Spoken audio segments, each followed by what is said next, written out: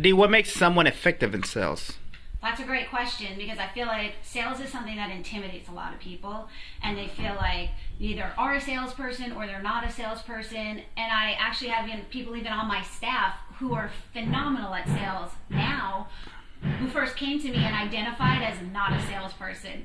So they had to kind of find their voice, and I think that's really important. People like genuine, and people are attracted to people who are sincere. And so, for one, don't sell something you don't believe in, because it's never going to feel right for you. So you have to really believe in your product or service. It should be something that you would use if you were in the market for that. So sometimes you're not, and that's okay. But if you were in the market, this should be your top choice. And in order to sell effectively, you need to believe that, because we all want to feel ethical in what we do, and we want to feel like we're making a recommendation of something that we feel strongly about. So that actually leads into my strategy when it comes to sales, which I don't even know if strategy is the right word, because I'm genuine about it. I don't sell, I recommend. I am always in a conversation and understanding what's best for the person that I'm sitting across from or talking on the phone to. So I start out learning what their motivation is. Like, why are you here? What is it that you're looking for? What problem are you looking to solve with this solution? And so once I understand their pain points, I'm able to make the best recommendation. And sometimes you have one product that serves 5 or 6 different needs.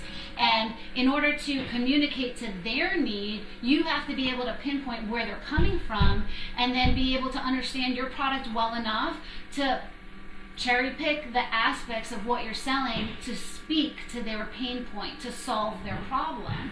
You don't want to sell for yourself. I think sometimes people get caught in the sound of their voice explaining the service that they're representing, and so they're talking about the things that they think are great about their service. They might be talking about the benefits that appeal to them, but they haven't really heard the person sitting across from them.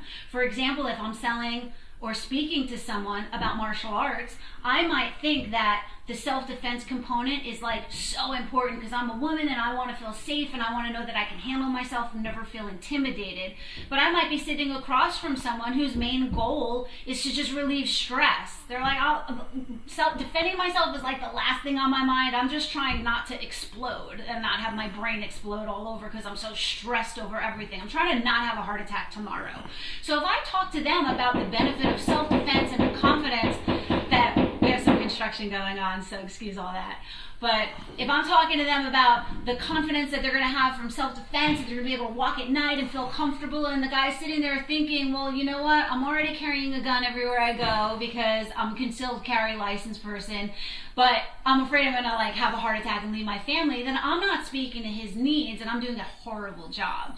So I have to listen and I have to use all of my tools. I have to hear what he's saying. I have to read his body language. I have to look at his circumstances, and then I have to give him what he needs, which is the confidence to know that this facility will give him a fun, motivating, and effective workout that's going to give him a longevity in his life, allow him to be home for his family, allow him to be his best version of himself for his family, because he's going to have the stress relief, which is going to lead to the health benefits. So to wrap it up, if you're going to sell something to someone, you have to understand what they're looking for. You have to know your product well enough to be able to target the benefits, not the features, but the benefits to what that person is looking for and why they came to you in the first place.